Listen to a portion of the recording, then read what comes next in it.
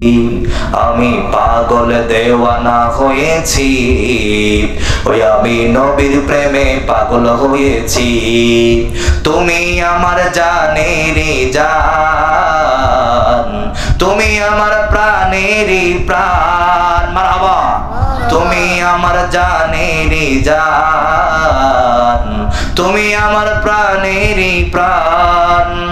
তোমার দরুদ মালা গলায় পড়েছে নবী, তোমার সুন্নত মালা গলায় পড়েছে নবী। পাগল দেওয়ানা হয়েছি, ওই আমি নবীর প্রেমে পাগল হয়েছি। আমি পাগল দেওয়ানা হয়েছি, ওই আমি নবীর প্রেমে পাগল হয়েছি। তুমি আমার জানের জান, তুমি আমার প্রাণের প্রাণ। তোমার সুন্নত মালা গলায় পড়েছে নবী, তোমার দরুদ মালা গলায় পড়েছে নবী। পাগল দেওয়ানা হয়েছে, ওই আমি নবীর প্রেমে পাগল হয়েছি। জোরে বলেন মারহাবা, আরো জোরে বলেন মারহাবা। সাহাবায়ে কেরাম নবীজির প্রেমে পাগল, নবীও সাহাবায়ে কেরামের জন্য পাগল। উম্মতের জন্য নবী আমার পাগল পারা। এ আল্লাহর বান্দারা, কি করে আপনাদেরকে বোঝায় যে আয়াত আমি তেলাওয়াত করেছি কমপক্ষে 4টা ঘন্টা সময় লাগবে তাফসীর করতে, একটু খেয়াল করেন। এরপর একটু হক আদায় করতেছি, খেয়াল করেন। নবী যে আমাদের জন্য এমন পাগল পারা। আল্লাহর নবী যখন মেরাজে হাজির,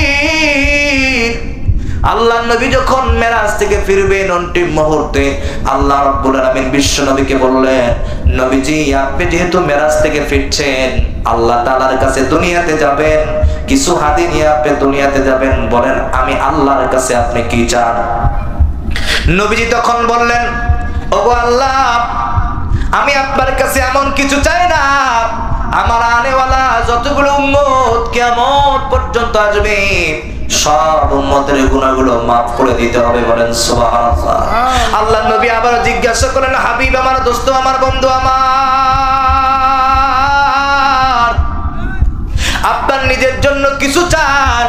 আল্লাহর নবীকে একবার, দুইবার, তিনবার, চারবার তাফসীরের কিতাবের মধ্যে আসছে, আল্লাহর বান্দারা একবার দুইবার করতে করতে আল্লাহর নবীকে ৭৪ বার জিজ্ঞাসা করা হয়েছিল, নবী যে আপনার জন্য কিছু চান? আল্লাহর নবী নিজের জন্য কিছুই চায় নাই, ৭৪ বার বলেছে, আল্লাহ আমার উম্মতের জিন্দেগির গুনাহগুলো আপনি মাফ করে দেন, বলেন সুবহানাল্লাহ। সেই নবী জিন্দেগিতে নিজের জন্য কিছু চান নাই, নিজের জন্য কিছুই করেন নাই। ৬৩ বছর জিন্দেগিতে আল্লাহর নবী শুধু ইয়া উম্মতি, ইয়া উম্মতি, ইয়া উম্মতি বলে কাঁদে। আজ আল্লাহর নবী মদিনায় শুয়ে শুয়ে উম্মতের ব্যথায় ব্যথিত কবরে শুয়ে ক্রন্দন করে, ঠিক কিনা জোরে বলেন? ও আল্লাহর গোলামেরা, ও আল্লাহর বান্দারা, সেই নবী যখন আলকামার কথা শুনেছে, আলকামার জবান থেকে কালেমা বের হয় না। আল্লাহর নবী আর দেরি করেন নাই, চলে গেছেন আলকামার বাড়িতে গিয়ে বলে, আলকামা, আমি নবী তোমার সামনে হাজির। নবী তোমাকে নির্দেশ করে কালেমা পড়ো। আলকামা শুধু ইশারা দেয়, কোনো কথা বলে পারে না। আল্লাহর নবী মুরাকাবায় পড়ে গেলেন। আহারে আমার সাহাবা, জবান থেকে কালেমা বের হয় না, কারণটা কি? আল্লাহর নবী মুরাকাবার আয়নার মধ্যে ধরা পড়ে গেছে। দেরি করেন নাই, চলে গেছেন আলকামার মার কাছে, গিয়া বলছে, আলকামার মা গো, তোমার কাছে একটা কথা জিজ্ঞাসা করতে চাই মা গো, সত্যি করে উত্তর দিবা, অ্যানসারটা দিবা। সেটা হলো, আলকামা জীবনে তোমারে কষ্ট দিয়েছে কিনা? আল্লাহর বান্দারা, এই কথাটা বলতে দেরি হয়েছে, আলকামার মার চোখ থেকে পানি বের হইতে দেরি হয় নাই। একটু আওয়াজ করে বলেন তো, কথা জিজ্ঞাসা করেছে, কলিজায় আঘাত লেগেছে, দিলে আঘাত লেগেছে, এই বলেই তো চোখ থেকে পানি বের হয়েছে, ঠিক কিনা বলেন?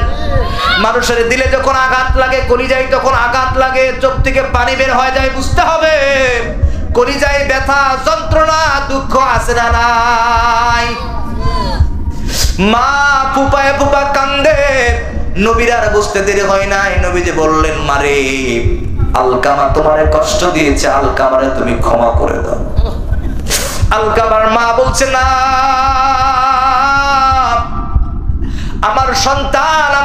কষ্ট দিয়েছে, আমি তারে ক্ষমা করে দিব না। নবীজি তখন বললেন, আমার সাহাবারা আর দেরি করবা না, আগুন জ্বালায় দাও, কাঠখড়ি তেল দিয়া আগুন জ্বালায় দাও, ওই আগুনের মধ্যে জীবন্ত আলকামাকে নিক্ষেপ করে দাও।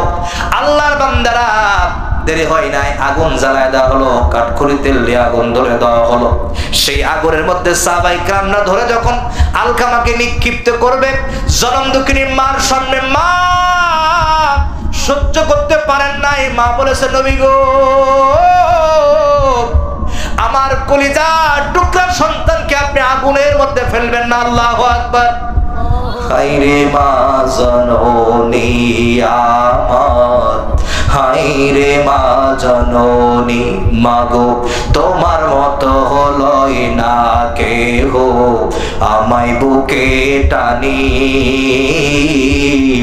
আঁচল দিয়া মোছে না কে,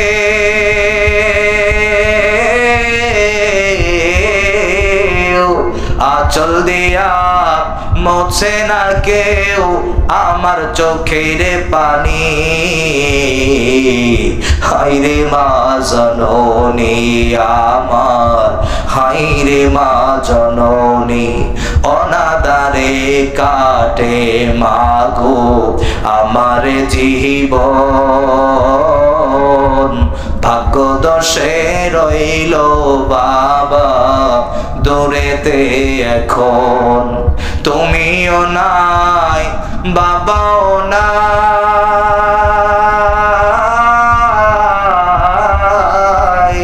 তুমিও নাই বাবাও নাই, দুঃখী আমি এমনি। হায়রে মা জননী আমার, হায়রে মা জননী। জোরে বলেন মারহাবা। আরো চিৎকার মেরে বলেন মারহাবা। মার সামনে যখন জ্বলন্ত আগুনের মধ্যে নিক্ষেপ করবে, মা সইতে পারে না, সহ্য করতে পারে না। আল্লাহর হাবিব তখন বললেন, মারে এটা তো হলো দুনিয়ার আগুন, তুমি যদি তোমার সন্তানকে মাফ করে না দাও, ক্ষমা করে না দাও, এর চাইতো বড় আগুনের মধ্যে আল্লাহ নিক্ষিপ্ত করে দিবেন।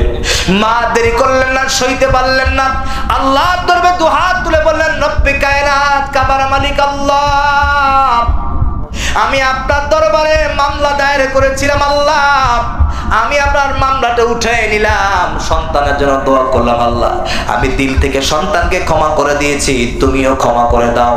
মা ক্ষমা করে করতে, মা শুধুমাত্র ক্ষমা করেছেন, এই কথাটা বলতে দেরি হয়েছে আল্লাহর গোলামেরা। মা শুধু বলেছে, আল্লাহ আমার সন্তানকে আপনি মাফ করে দেন, আমি মাফ করে দিয়েছি। এই কথাটা বলার সাথে সাথেই ডান পাশ থেকে কালেমার আওয়াজ ভেসে আসলেন। সবাই পড়েন লা ইলাহা ইল্লাল্লাহু মুহাম্মাদুর রাসূলুল্লাহ। আলকামা আগে কালেমা জবান থেকে বের হয় না, কিন্তু মা যখন মামলা উঠায় নিয়েছে, আল্লাহ তাআলার কাছে দোয়া করেছে, সাথে সাথে আল্লাহ পাক আলকামার জবান থেকে কালেমা বের করে দিয়েছে। সুবহানাল্লাহ। ও আল্লাহর